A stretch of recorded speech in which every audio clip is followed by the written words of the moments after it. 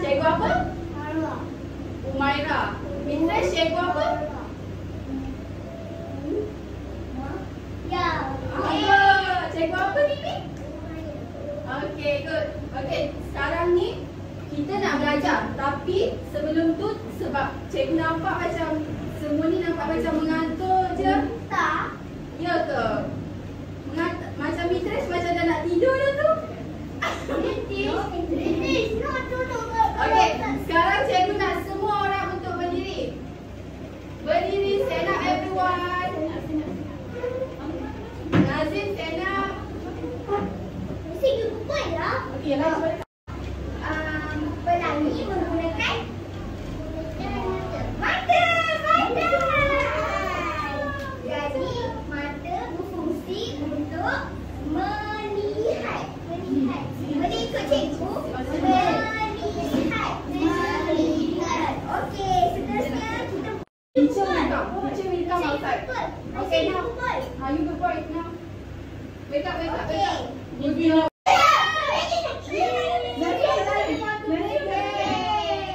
Okey, seterusnya kita akan main game.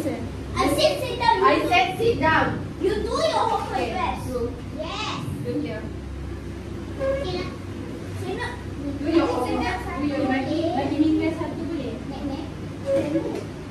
Kenapa tak nak pergi Maxwell? Semua tulis nama. Semua tulis nama. Okay, Nazim, come here. Nazim. Okay, sekarang ni nampak tak? Nampak tak kat sana ada apa? Ada telefon kan? Kat sini ada kata Mitris, di sini.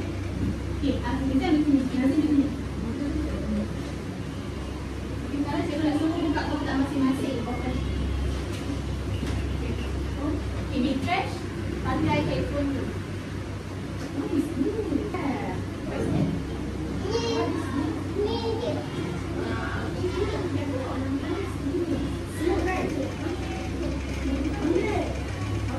No. This. Demi warna pink.